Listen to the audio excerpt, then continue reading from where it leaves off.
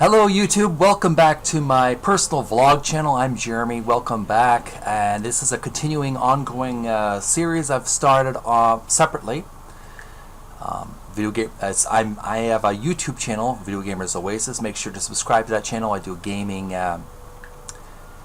history, gaming knowledge, as well as some let's plays and walkthroughs. I took a break from the gaming for a while. I've been needing a lot of rest and just taking it easy a bit, taking it a little bit slow, step by step. So I've been doing, on that channel. Make sure to subscribe. Video Gamers Oasis, link in the description.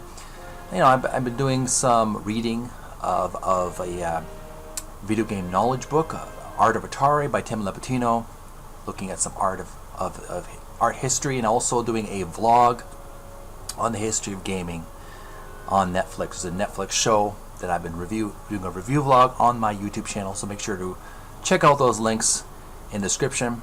Check out those videos. And also, I've been working on a personal vlog. As you're watching now, this is my personal blog. I'm Jeremy, and I really enjoy on this. I talk about books, and I also discuss the topic of esoteric psychology. I'm really getting into, I have been getting into for many years now, Carl Jung, as well as Joseph Campbell and his works as well. I'm just discussing how to be a better person. I focus on being a man, but also, this is for anybody. And this is for anybody who wants to improve themselves, and this is not partition. I'm not trying to be political at all. This is very, or even not even religious. It's just trying to encourage people to look within themselves to be a better person.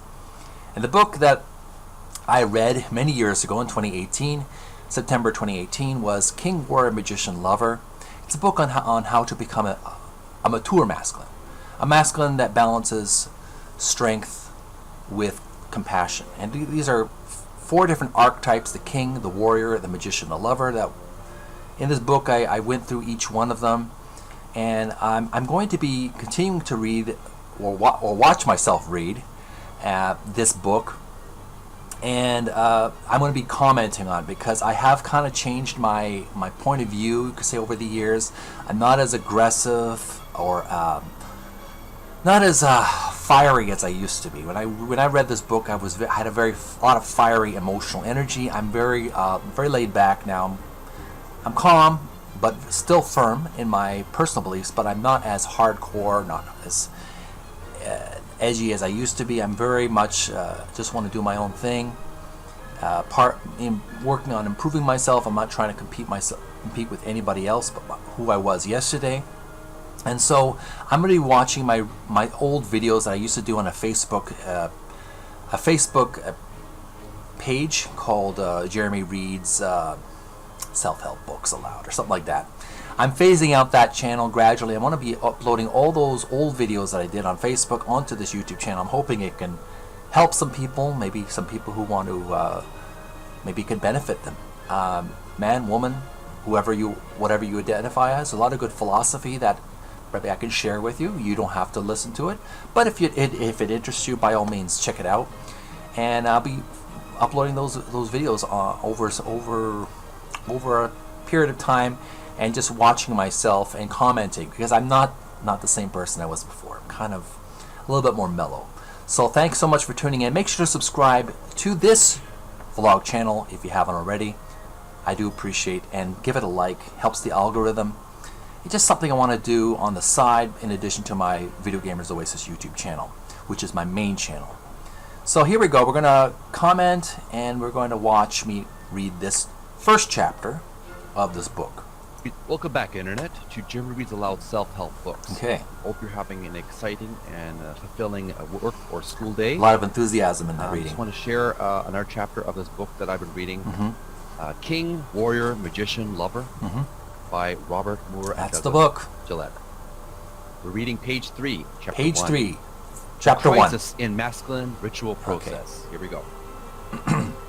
We hear it said of some men that he just can't get himself together. What this means on a deep level is that so-and-so is not experiencing and cannot experience. His deep cohesive structures, he is fragmented. Various parts of his personality are split off. from each other and leading Pardon me, fairly water here. independent and often chaotic lives.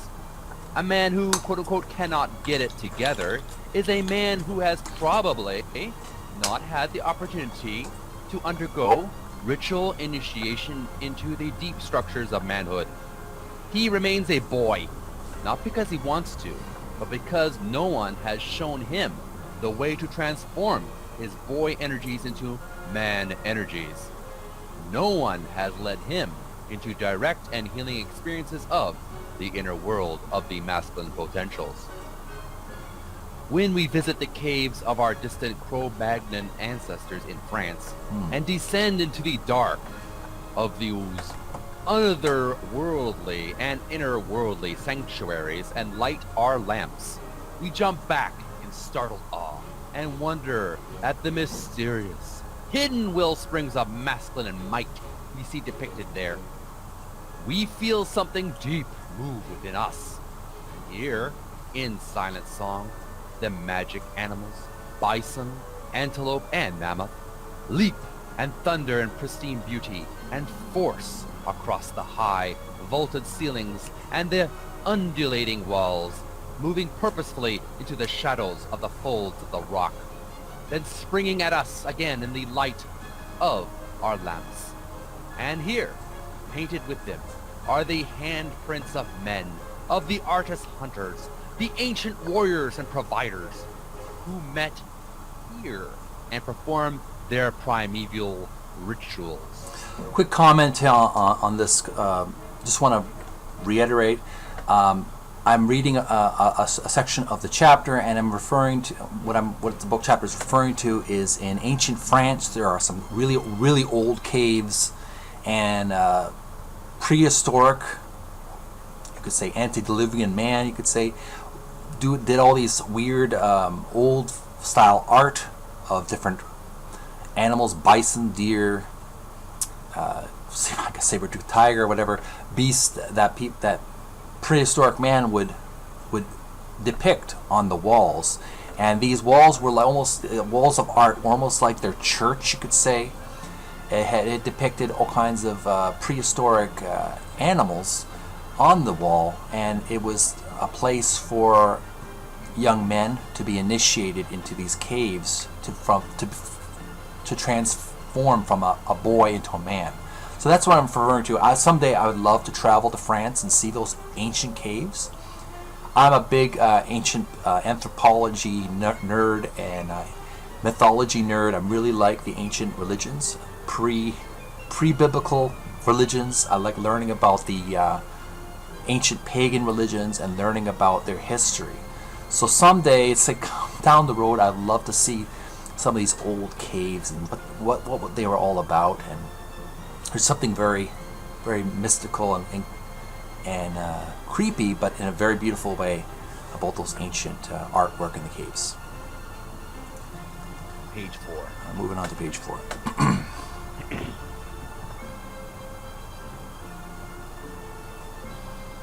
Anthropologists are almost universally agreed that these cave sanctuaries were created, in part at least, by men, for men, and specifically for the ritual initiation of boys into the mysterious world of male responsibility and masculine spirituality. And I'm really very passionate the there. process for the making of men I love it. out of boys is not limited to our conjectures about these ancient caves. Really as many scholars emphasizing have the shown. Most enunciation notable there. among them, Marika Eliade and Victor Turner. Ritual initiatory process still survives in tribal cultures to this day. In Africa, South America, islands in the South Pacific, and many other places.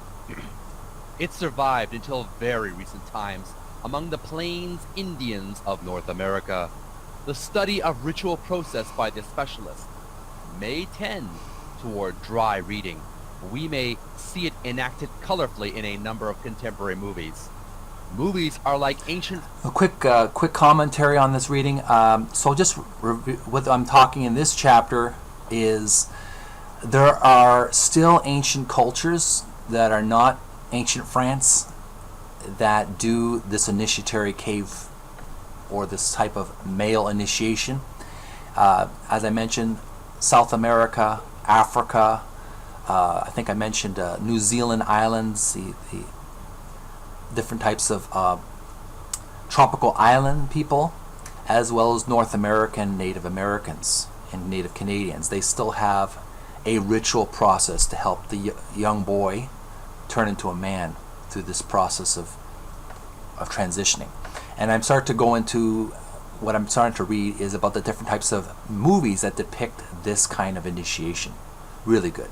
Folk tales and myths. They're stories we tell ourselves, about our lives and their meaning. In fact, initiatory process for both men and women is one of the great hidden themes of many of our movies. Almost trying to be Shakespeare. A good, explicit example of this can be found in the movie The Emerald Forest. Oh, yes. Here, a white boy has been captured and raised by Brazilian Indians. I saw that movie recently. It's really good. One day, he's playing in the river with a beautiful girl.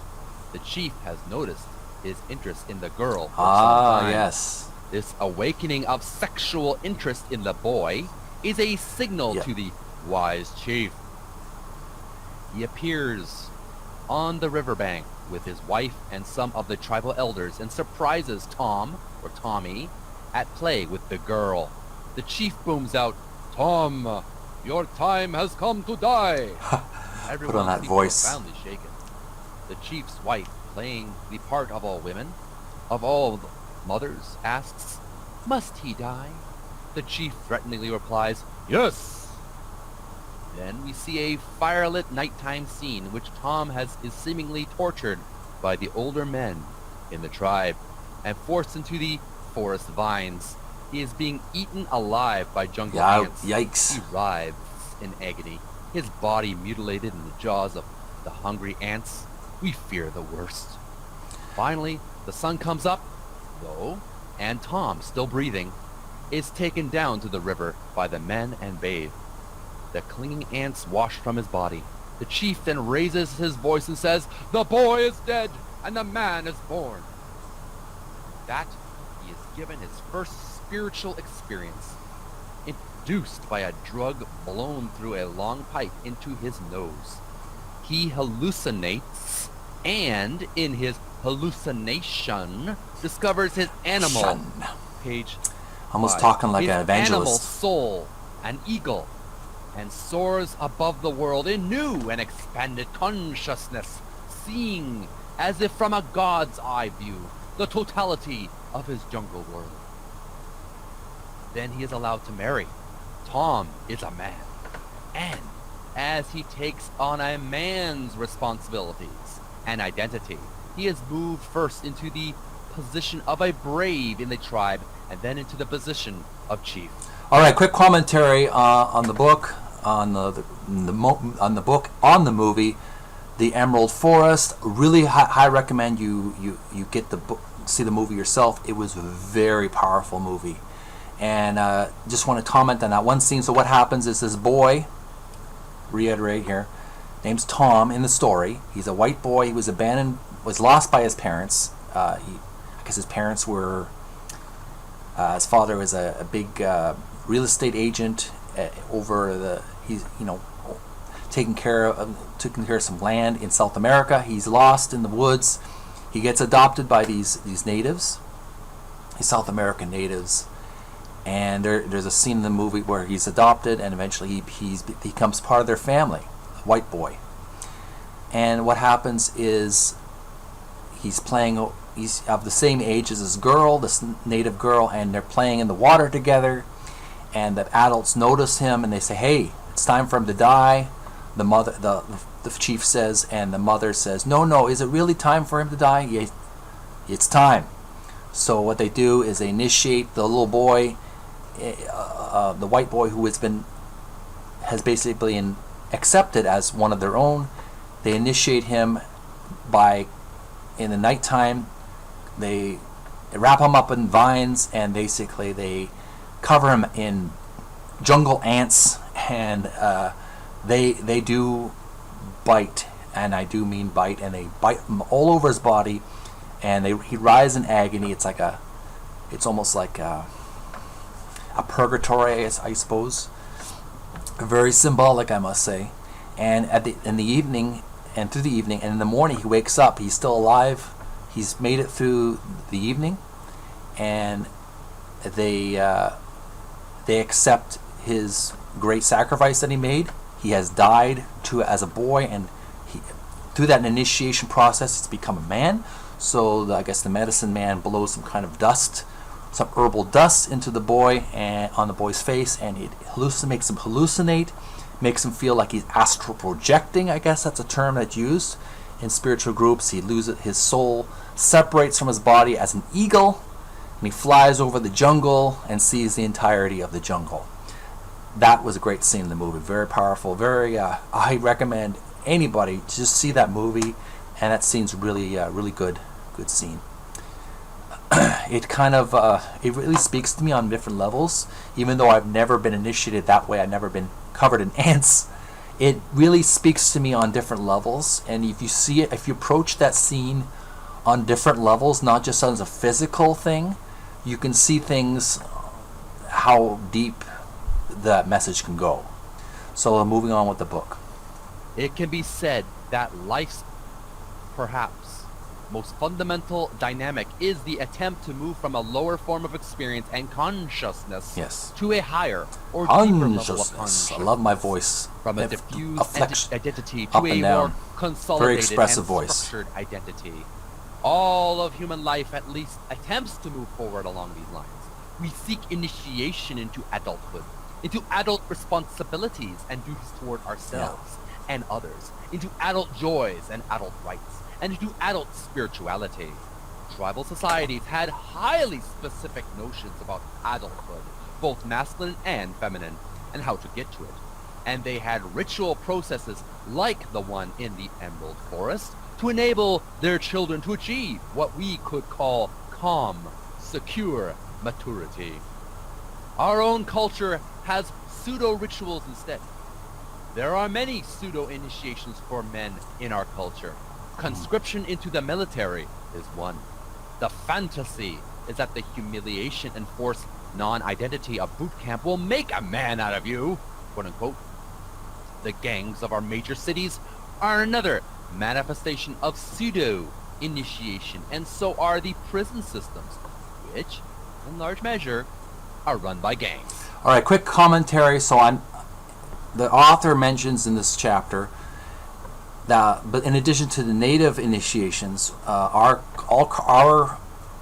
I could say our American culture, our civilized Western culture, we have something called pseudo initiations. And what he talks about, the authors, are initiations into the military as an example.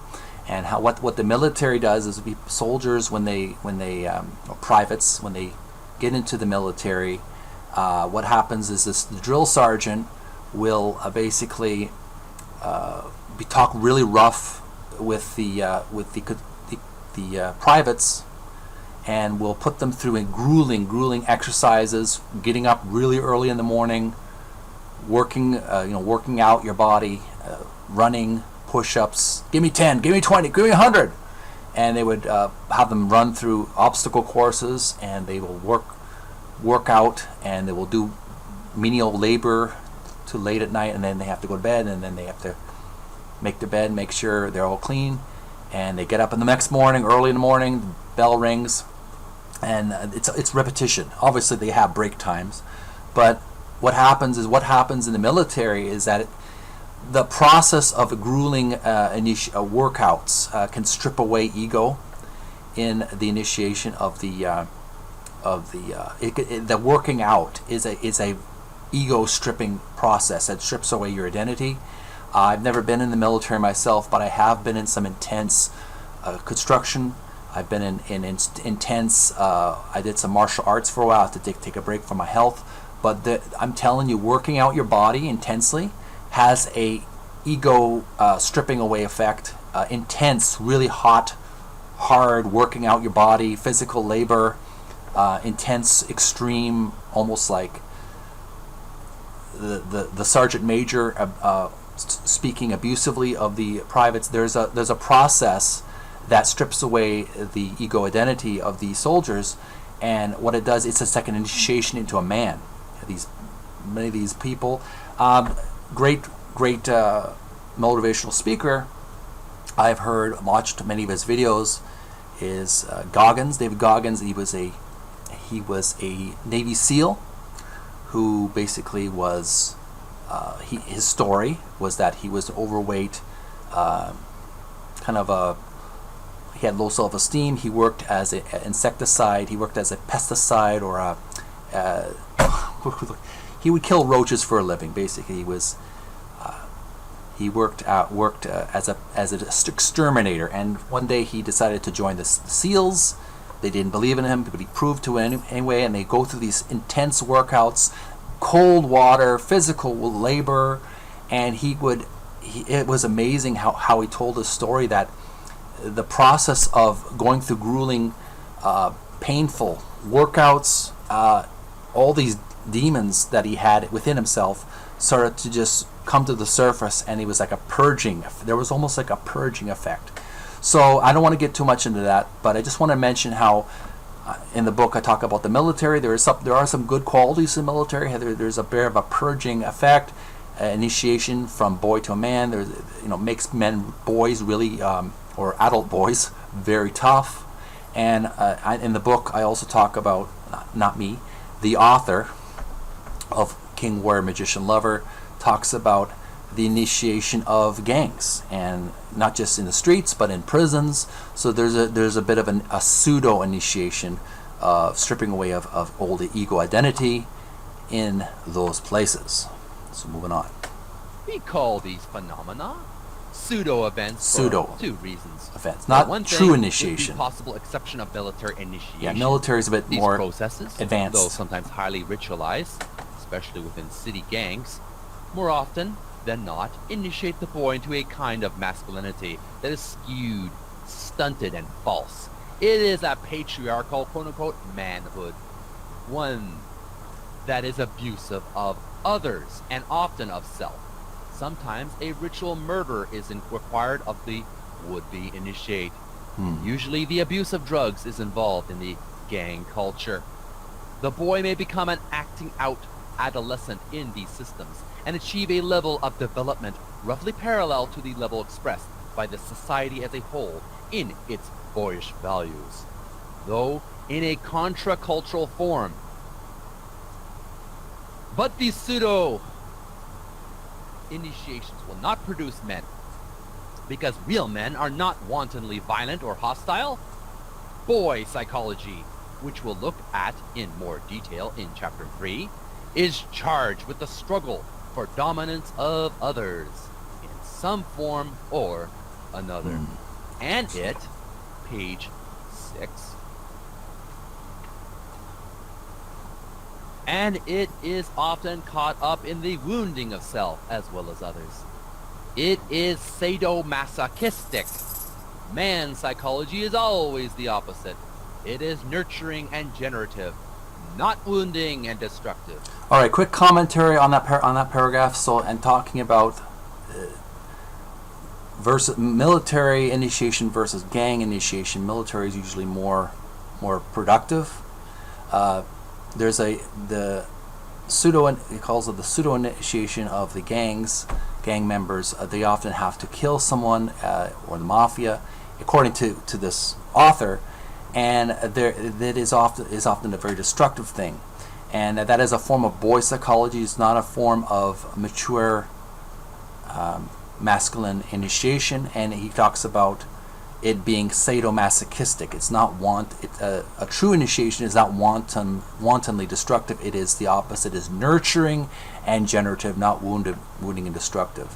So this is how the authors define real initiation versus pseudo initiation of a man. In order for man psychology to come into being for any particular man, there needs to be a death. Death. Symbolic death, not literal or spiritual, is always a vital part of any initiatory ritual. In psychological terms, The boy ego must quote-unquote die. The old ways of Die! being and Very, doing very and passionate thinking and way of feeling must speaking. ritually die before the new man can emerge. Pseudo-initiation, though placing some curbs on the boy ego, often amplifies the ego's striving for power and control in a new form. An adolescent form regulated by other adolescents. Effective, transformative initiation absolutely slays the ego and its desires in its old form to resurrect it with a new subordinate relationship to a previously unknown power or center.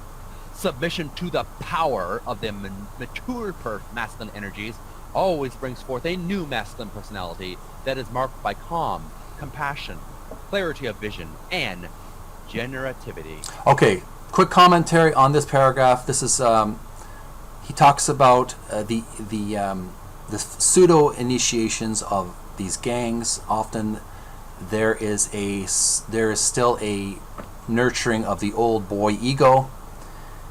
According to this author, true initiation slays the ego of the boy. Not literal. It's a spiritual, esoteric, emotional, mental slaying of the old boy ego. And what happens is that through the slaying of the old ego, a new ego is formed, but it's a different type of ego. It's a submissive ego to the masculine energies within. It's an ego that is working in harmony with the greater good. It is calm, compassionate, has clarity of vision, and is generative. It has a generous qualities of helping others. So you can't destroy the ego. That's a kind of a misconception many spiritual groups may have. You can't eliminate the ego. It's impossible. In order to function in this world, we have to have an ego. But what it's talking about in this book is the slaying of the immature boy ego, the immature attitude of the old self, which is very self-centered, very I want it now kind of attitude of self-indulgence, immaturity. It's almost like a reboot. It's almost like a Windows 11 or Windows 12. It's not destroying the operating system. It is rebooting to a better quality operating system. And that's the point of it. It's not total destruction of who a person is. It's not a destruction of the dreams that are very good in the heart of a man. It's destroying the old operating system, the old immature attitudes of life into a different kind of way of doing things, and it's a very positive thing. That's what he's talking about. That's what the mature masculine and ego death and ego resurrection is. I can't help it. I just got to mention before I forget. Many of us have seen the TV show Game of Thrones, and I do remember the scene where the old man in the wall soldiers, and he's on his deathbed, and he says to, he's near his deathbed. He says to Jon Snow, he says, "Kill the boy, so that the man may live." And I understand what he was talking about. It's a mystical death. It's not a literal death. It's a death of the old immature Jon Snow into the warrior, possibly the king, Jon Snow. So that's kind of a good illustration of what he's talking about. A second factor makes most initiations in our culture pseudo-initiations. Okay. In most cases, there simply is not a contained ritual process. Ritual process is contained by two things. The first is sacred space. And the second is a ritual elder. A quote-unquote wise old man. There we go. Or a quote-unquote wise old woman who is completely trustworthy for the initiate and can lead the initiate through the process and deliver him or her intact and enhanced on the other side. Marikia Iliade researched the role of sacred space extensively. He concluded that space that has been ritually hallowed is essential to initiations of every kind. In tribal societies, this space can be specially constructed hut. Can be a specially constructed hut or house in which the boys awaiting their initiation are held. It can be a cave, or it can be the vast wilderness into which the would-be initiate is driven in order to die or to find his manhood. The sacred space can be the quote-unquote magic circle of magicians, or, as in more advanced civilizations, it can be an inner room in the precincts of a great temple. This space must be sealed from the influence of the outside world, especially in the case of boys, from the influence of women. Often, the initiates are put through terrifying, emotional, and excruciatingly painful physical trials. Oh, yes. They learn to submit to the pain of life, to the ritual elders, and to the masculine traditions and myths of page 7. The society. Near the end of the chapter, by the way. They are taught all the secret wisdom of men, and they are released from the sacred space only when they have successfully completed the ordeal and been reborn as men. The second essential ingredient for a successful initiatory process is the presence of a ritual elder. In the Emerald Forest, this is the chief and the other elders of the tribe. The ritual elder is the man who knows the secret wisdom, who knows the ways of the tribe and the closely guarded men's myths. He is the one who lives out of a vision of mature masculinity. With a scarcity in our culture of mature men. So I'm just talking about, reading the book, how the initiatory process goes. There's usually a temple. In more advanced cultures, also in ancient cultures, there's a cave. The boys are kept in a room. There's usually a elderly wise man or elderly wise woman who presides over the group in these ancient cultures. And especially in the book, the movie, The Emerald Forest, there is a wise man, medicine man, or a chief who presides over the initiation of the boys. And they are not allowed to leave. And they often go through some intense initiatory process, like in the book, The Emerald Forest, where the boy has to go through being almost eaten alive by ants throughout the night. This is an initiation into manhood, and they're not allowed to get out of that situation until they have come through it on the other side. And that is a process. It's almost like an endurance. And that proves that the boy is a man, according to the initiation process of these different cultures. So just reviewing what I've already read. It goes without saying that ritual elders are in desperately short supply. Thus, pseudo-initiations remain skewed toward the reinforcement of boy psychology, rather than allowing for movement toward man psychology. Even if some of ritual process exists, and even if a kind of sacred space has been set up on the city streets or on the cell block, the crisis in mature masculinity is very much upon us. Lacking adequate models of mature men and lacking the societal cohesion and institutional structures for actualizing ritual process, it's quote-unquote every man for himself. Most of us fall by the wayside with no idea what it was. Notice I have a little bit of a cut on my right hand. Gender drive or what went wrong in our strivings. We just know we are anxious, on the verge of feeling impotent, helpless, frustrated, put down, unloved, and unappreciated, often ashamed of being masculine.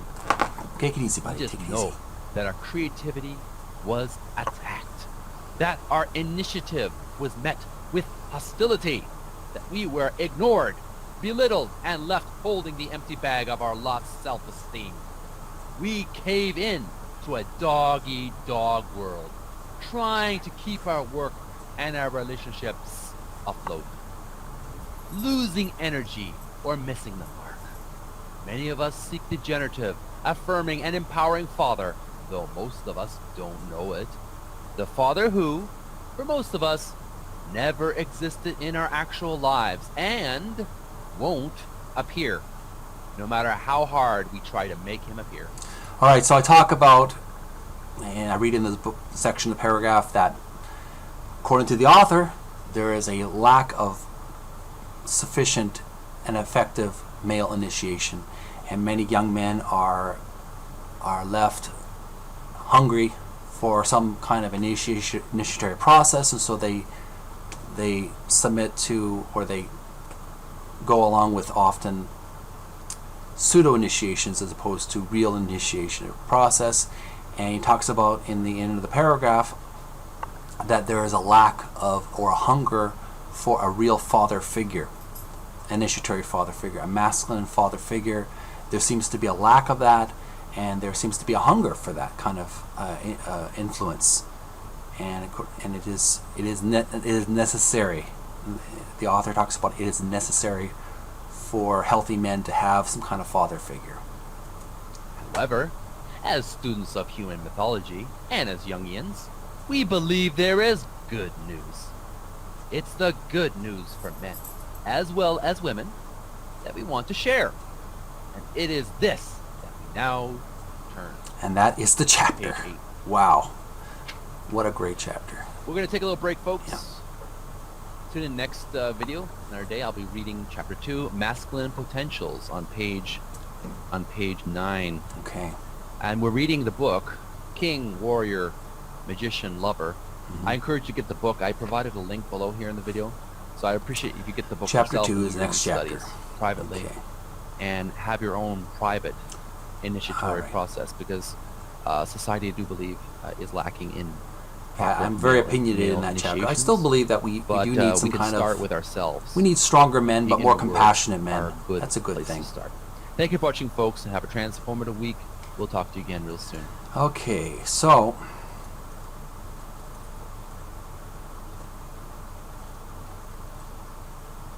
there you have it, folks. That was the chapter 1 of King, Warrior, Magician, Lover. I was very, I'm very, I start to really get more intense as I go along. You haven't seen anything yet. It gets really, really wild in future videos, so stay tuned for that. That was chapter 1, The Crisis in Masculine Ritual Process. I'm going to be continuing uploading videos in the future. I may not do it every, I'm going to try to do as much as possible, but I may have to take some breaks depending on where I am in my other projects. But the next one will be Masculine Potentials, Chapter 2. Thanks so much for tuning in. This is my personal vlog. Hope you enjoyed it. Leave your comments below if you found it helpful, and of course there's a link in the description where you can buy the book yourself. I do appreciate you watching me, and I'm just sort of finding some kind of an outlet for me to express myself. And this is not videos I usually do anymore. I kind of do videos that are more fun and lighthearted. I have a main YouTube channel, Video Gamers Oasis, gaming, knowledge, history, and do some Let's Plays. Check out that YouTube channel. Subscribe. In the meantime, thanks for watching, and I do appreciate you tuning in. Till next time, bye for now.